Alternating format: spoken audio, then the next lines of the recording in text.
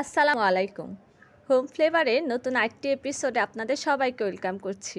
আশা করছি আল্লাহর রহমতে সবাই ভালো আছেন। কাঁচা আমের এই সিজনে কাঁচা আম দিয়ে তৈরি টক ঝাল মিষ্টি পুডিং, যেটা সাধারণত জেলাটিন দিয়ে তৈরি করা হয়, আমরা অনেকেই খেয়েছি। তবে আজকে আমি আপনাদের একটা ইউনিক পুডিং রেসিপি করে দেখাবো, যেটা ট্রেডিশনাল দুধ ডিম দিয়ে তৈরি করা পুডিং, তবে সাথে থাকবে কাঁচা আম এবং এটা হবে স্পাইসি। তাহলে চলুন আমরা মূল রেসিপিটিতে চলে যাই। এখানে আমি একটা মিডিয়াম সাইজ কাঁচা পাকা আম নিয়েছি। এই রেসিপির জন্য কাঁচা আমের পরিবর্তে কাঁচা পাকা আম ইউজ করলেই সবচেয়ে ভালো হবে। এবার এই আমের টুকরোগুলোকে আমি একটি ব্লেন্ডারে নিয়ে নিলাম ছোট ছোট টুকরো করে। সাথে দিলাম একটা বড় মরিচ, কাঁচা মরিচ, একটা বড় সাইজের ডিম। এবার দিলাম কিছু পুদিনা পাতা। এবার কিছু পরিমাণ আদা কুচি দিলাম। হাফ টিস্পুন দিলাম ভাজা জিরা গুঁড়া। 2 টেবিল চামচ দিলাম চিনি স্বাদের ব্যালেন্সটা ঠিক করার জন্য। এবার দিলাম 1 চা চামচ লাল মরিচের গুঁড়ো, সামান্য গোলমরিচের গুঁড়ো, দিলাম লবণ পরিমাণ মতো।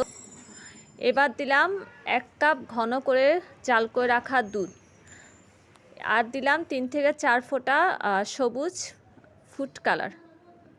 এবারে সবগুলোকে একসাথে ব্লেন্ডারে ব্লেন্ড করে নিচ্ছি। ব্লেন্ড করা হয়ে গেলে এগুলোকে আমি একটা চালনিতে ছেঁকে নিব। এবার পুডিংটা আমি যে পাত্রে সেট করব, সে পাত্রে একটি ব্রাশ দিয়ে ঘি অথবা তেল ব্রাশ করবেন, তবে আমি এক্ষেত্রে একটু ঘি ব্রাশ করে নিচ্ছি।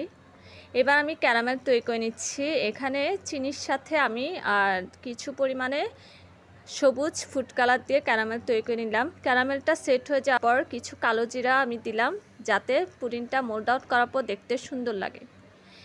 এবার ক্যারামেলটা ঠান্ডা হয়ে যাওয়ার পর পুডিংয়ের মিক্সচারটাকে আমি মোল্ডটার মধ্যে ঢেলে দিলাম।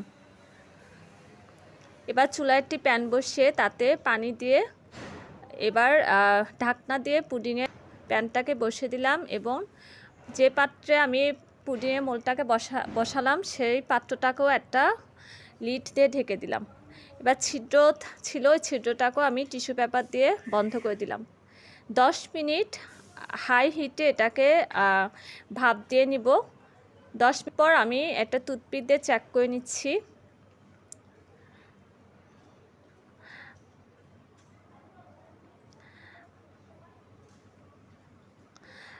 আমার টুথপিকটি ক্লিন এসেছে, পুডিংটি হয়ে গেছে। তবে আজকে যেহেতু আমি ঝাল পুডিং বানাচ্ছি, তাই পুডিংয়ের টেক্সচারটাকে আমি স্মুথের পরিবর্তে একটু জালিদার করব। এই জন্য আমি এই পুডিংটা হয়ে যাওয়ার পরও আরও 2-3 মিনিট চুলায় ভাপ দিয়ে নিব, যাতে পুডিংয়ের টেক্সচারটা একটু জালিদার হয়। ব্যাস, পুডিংটা হয়ে গেল। এবার ফ্রিজে রেখে মোল্ড আউট করে নিব। মোল্ড আউট করার পরে কিছু পুদিনা পাতা দিয়ে আমি ডেকোরেশন করে নিলাম। ওয়াও, মাশাল্লাহ! ঠান্ডা হয়ে যাওয়ার পর কিন্তু মোল্ড আউট করতে হবে। এবার পুডিংটাকে আমি স্লাইস করে নিচ্ছি।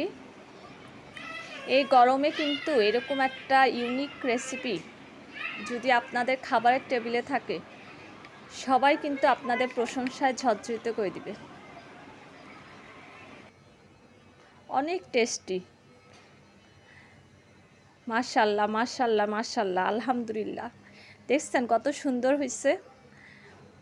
একদম আমি এরকম জালিদার চেয়েছিলাম, যাতে নামের সাথে পুডিংটার ক্যারেক্টার, পুডিংয়ের ক্যারেক্টার যাতে মিল থাকে, এরকম আর কি। এবার আমি একটু টেস্ট করে দেখতেছি।